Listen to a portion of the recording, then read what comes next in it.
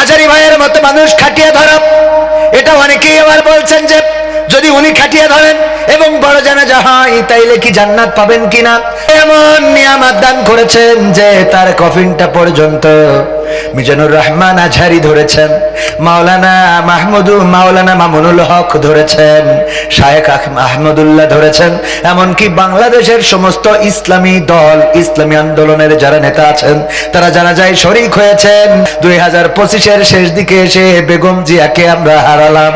যেই বেগম জিয়া দেশের গণতন্ত্রের জন্য, রাজনীতির জন্য, দেশের মানুষের জন্য সারাটা জীবন কষ্ট করেছেন, আলেমদের পক্ষ নিয়ে কথা বলেছেন, আলেমদেরকে মন্ত্রী বানিয়েছেন, আলেমদের পক্ষে ছিলেন সারাটা জীবন। তিনি আলেমদের বিপক্ষে কোনো কথা বলেন নাই, একটাও কথা পায় নাই যেটা আলেমদের বিপক্ষে চলে যায়। এমনকি রাজনৈতিক প্রতিহিংসা বশত আমি বেগম জিয়ার মধ্যে কোনোদিন বঙ্গবন্ধুকে নিয়েও পর্যন্ত কটূক্তি করতে দেখি নাই। আপনারা কি দেখেছেন কখনো? ভালোটা নিয়ে আলোচনা করার জন্য আল্লাহর নবী বলেছেন যদি কেউ ইন্তেকাল করে, বিশ্ব নবীর হাদিস, যদি কেউ ইন্তেকাল করে তাইলে তার খারাপটা নিয়ে নয় বরং তার ভালোটা নিয়ে তোমরা আলোচনা করো। খারাপটা আল্লাহর উপরে ছেড়ে দাও, আল্লাহ যেটা চান সেটা করবেন, কিন্তু ভালো যদি থাকে সেটা নিয়ে আলোচনা করো, যদি না থাকে তাহলে চুপ থাকা উত্তম। কিন্তু খারাপটা নিয়ে আলোচনা করতে নিষেধ করেছেন কি? তো এই ভালো কাজগুলো তিনি করেছেন। তার স্বামী সংবিধানে বিসমিল্লাহ সন্নিবেশিত করেছিলেন, ইসলামের প্রতি পূর্ণ আস্থা রেখে রাজনীতি করার চেষ্টা করেছেন। সেই মানুষটা চলে গেল, গণতন্ত্রের প্রবক্তা, গণতন্ত্রের জন্য অথবা বাংলাদেশের মানুষের জন্য, রাজনীতির জন্য কষ্ট করা মানুষটা চলে গেল। ওই মানুষটার জন্য দোয়া করার দরকার আছে না নাই? আমি বলছিলাম ওই মানুষটা 25 সাল পর্যন্ত জীবনে পেয়েছিল, কিন্তু এই মানুষটার জীবনে আর 26 সাল আসে। আবার আমরা যারা আজকের জানুয়ারির প্রথম তারিখটা পাইলাম, 1 জানুয়ারি 2026, 1 জানুয়ারি 2027 আমাদের জীবনে আসবে, এই গ্যারান্টি কেউ দিতে পারবেন কেউ? পৃথিবীর মায়া ছেড়ে হলেন পরপারের যাত্রী, মানুষের কাছে তিনি ছিলেন প্রিয়জন, ছিলেন আপোষহীন নেত্রী। পৃথিবীর মায়া ছেড়ে হলেন পরপারের যাত্রী, মানুষের কাছে তিনি ছিলেন প্রিয়জন, ছিলেন আপোষহীন নেত্রী। মানুষের কল্যাণে করেছেন রাজনীতি, উজাড় করে মন প্রাণ, চিন্তা চেতনাই ছিল দেশ আর জনগণ, জনমানুষের কল্যাণ। মানুষের কল্যাণে করেছেন রাজনীতি, উজাড় করে মন প্রাণ, চিন্তা চেতনাই ছিল দেশ আর জনগণ, জনমানুষের কল্যাণ। গরিব দুঃখীর তরে মানুষের ঘরে ঘরে, গরিব দুঃখীর তরে মানুষের ঘরে ঘরে তিনি ছিলেন এক ধাত্রী। পৃথিবীর মায়া ছেড়ে হলেন ওপারের যাত্রী, মানুষের কাছে তিনি ছিলেন প্রিয়জন, ছিলেন আপোষহীন নেত্রী। আলেমের প্রতি তার ছিল ভালোবাসা, করতো অনেক বেশি সম্মান, আল্লাহর প্রতি পূর্ণ আস্থা রেখে চলেছে স্বামী আর সন্তান। আলেমের প্রতি তার ছিল ভালোবাসা, করতো অনেক বেশি সম্মান, আল্লাহর প্রতি পূর্ণ আস্থা রেখে চলেছে স্বামী আর সন্তান। গরিব দুঃখীর তরে মানুষের ঘরে ঘরে, গরিব দুঃখীর তরে মানুষের ঘরে ঘরে তিনি ছিলেন এক ধাত্রী। পৃথিবীর মায়া ছেড়ে হলেন অপারের যাত্রী। মানুষের কাছে তিনি ছিলেন প্রিয়জন, ছিলেন আপোষহীন নেত্রী। এমন নিয়ামত দান করেছেন যে তার কফিনটা পর্যন্ত মিজানুর রহমান আজহারি ধরেছেন, মাওলানা মামুনুল হক ধরেছেন, শায়েখ আহমদুল্লাহ ধরেছেন, এমনকি বাংলাদেশের সমস্ত ইসলামী দল, ইসলামী আন্দোলনের যারা নেতা আছেন তারা জানাজায় শরীক হয়েছেন। শুধু তাই নয়, বাংলাদেশে অনেক বড় একটা জানাজা হয়েছে। আল্লাহ রাব্বুল আলামিন তার জীবনে যদি কোনো ভুল ত্রুটি থেকে থাকে ক্ষমা করে দিয়ে জান্নাতের মধ্যে জায়গা করে দিন, পড়েন আমিন। আজহারি ভাইয়ের মতো মানুষ খাটিয়ে ধরা, এটা অনেকেই আবার বলছেন যে যদি উনি খাটিয়ে ধরেন এবং বড় জানাজা হয় তাইলে কি জান্নাত পাবেন কিনা। জান্নাতের মালিক কে?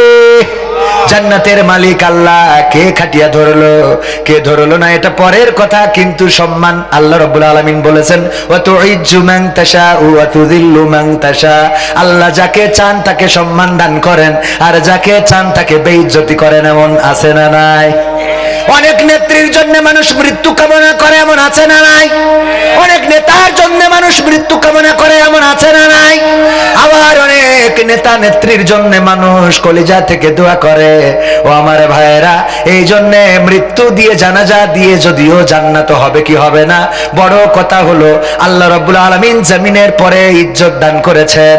জমিনে যদি কাউকে ইজ্জত দান করেন, পরকালেও আল্লাহ তাকে সম্মানিত করতে পারে না? পারে না?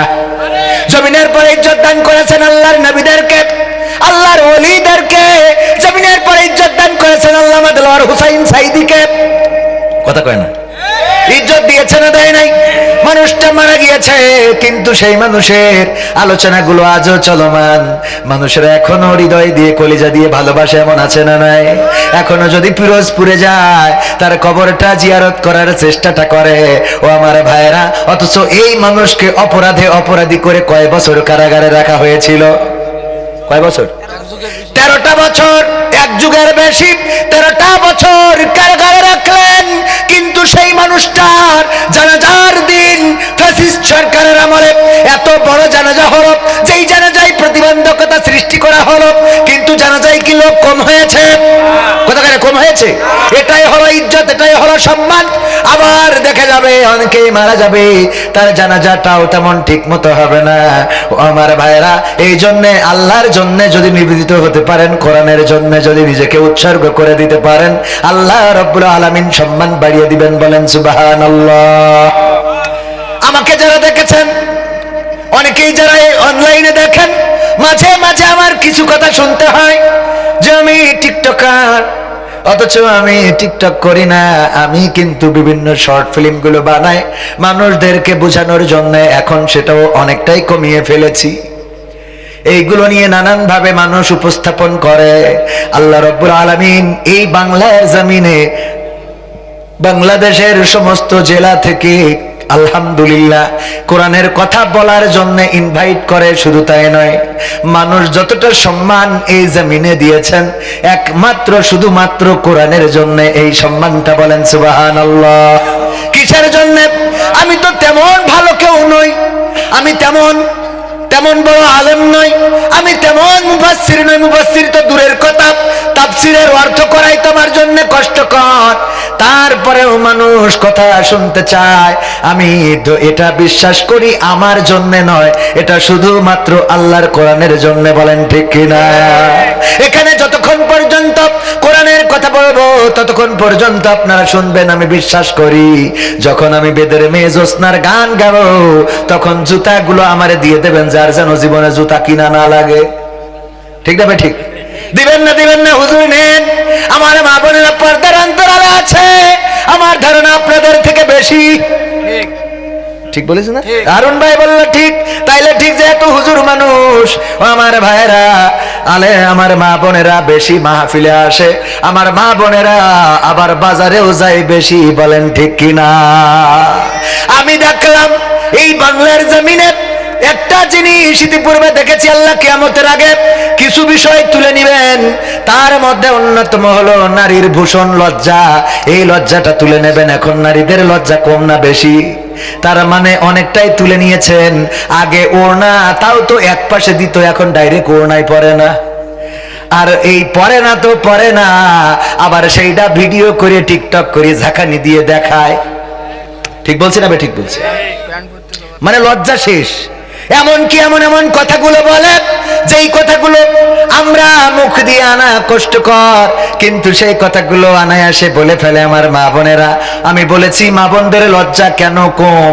যদি কোনো জায়গায় 10 জন পুরুষ থাকে আর একজন মহিলা থাকে, দেখবেন ওই মহিলার ভাব বেড়ে যায় যে 10 জন পুরুষ একসাথে, আর একজন মহিলা উনি লিডার মনে করে, আমির মনে করে। খেয়াল করে দেখবেন। আর যদি 10 জন নারী থাকে, একজন পুরুষ যদি থাকে, তাইলে দেখবেন এই পুরুষটা ওখানে কাসুমাসু করে যে কমনে দৌড় দিলি বাঁচা যায়। ঠিক বলছি না? ঠিক বলছি। 10 জন নারী আর একজন পুরুষ, ওর খালি শুধু মনে হয় কোয়ানে আসলাম, মানে গরম খালেও শীত লেগে যায়, মানে কাসুমাসু করতেন। সত্য বলছি না মিথ্যা বলছি? তাহলে লজ্জা উঠাই নিয়েছে। আর এই বছর এসে আমি আবিষ্কার করলাম আল্লাহ নারীদের কাছ থেকে শীতটা উঠাই নিয়েছে। কি উঠাই নিয়েছে? শীতটা উঠাই নিয়েছে। কিয়ামতের আগে কিছু উঠাই নেবে, তার মধ্যে লজ্জা তো নেছে, এবার নতুন করে এই বছর নেছে শীতটা। এত শীত যে যেই শীতই আমি তো নিয়মিত রাত্রে মাহফিল করি বেড়াই, যেদিন একটু সুযোগ পাই বাড়ি আসা, তাও মনে করি আজকে না যাই। বোঝেন? হ্যাঁ, তাহলে বাকি টুক না বললাম তো মনে করি আজকে না যাই। আর এই শীতই আমাদের বউদের বাজারে ঘুরে বেড়াতে কোনো অসুবিধা নেই, আনা এসে ঘুরে বেড়াচ্ছে। প্যান্ট শার্ট তো তাও না পরলে ভালো হয়। সেদিন একটা মিডিয়ায় দেখলাম একজন শাড়ি পরিয়েছে, তা সব দেখা যাচ্ছে, মানে সব বলতে অনেক কিছু দেখা যাচ্ছে, বাচ্চারা কি খাবে না খাবে এগুলো সব দেখা যাচ্ছে। উনারে বলতেছে যে আপনার কি শীত লাগছে না? বলছে আমার শীত নাই। এটা খেয়াল করেছেন কিনা? অনেকের চোখে পড়তে পারে, আমার চোখে পড়িয়েছে। কবেন হুজুর এইগুলো খুঁজে বেড়াই মনে হয়। ও খুঁজে বেড়ানো লাগে না, ও শয়তানকে আল্লাহ এনে দেয় সামনে। কথা কয় না? কারণ আমাদের সামনে বেশি আনে, শয়তান চিন্তা করে এর সামনে নিয়ে যদি এর কোনোভাবে একটু লাইন চেঞ্জ করিতে ধানের ভূতি ফেলাতে পারে। ঠিক না? ঠিক। শয়তানের ধান্দা কি? প্রতিটা মানুষের একটা ধান্দা আছে না? যেমন হাসপাতাল করেছে, ও কি মানুষের সুস্থতা চিন্তা করে আপনি তাই মনে করেন? ও তো সারাদিন চিন্তা করে এলাকায় সব রুগী ভরে যায়। কথা কয় না? ডাক্তার সে কি চিন্তা করে? গাড়ির গ্যারেজ খুলিছে, ডেন্টিং পেন্টিং এর কাজ করে, ওর চিন্তা হইলো কবির ভাই কবে অ্যাক্সিডেন্ট করবে, যাতে একটু গাড়ি নিয়ে এসে বলে যে ঝাইড়ে দিয়েছি, নেন ঠিকঠাক করেন, সোজা মোজা করি কিছু টাকা ইনকাম করে। ঠিক না? ঠিক বলছে। সবাই প্রত্যাশা করে। তো শয়তান কি?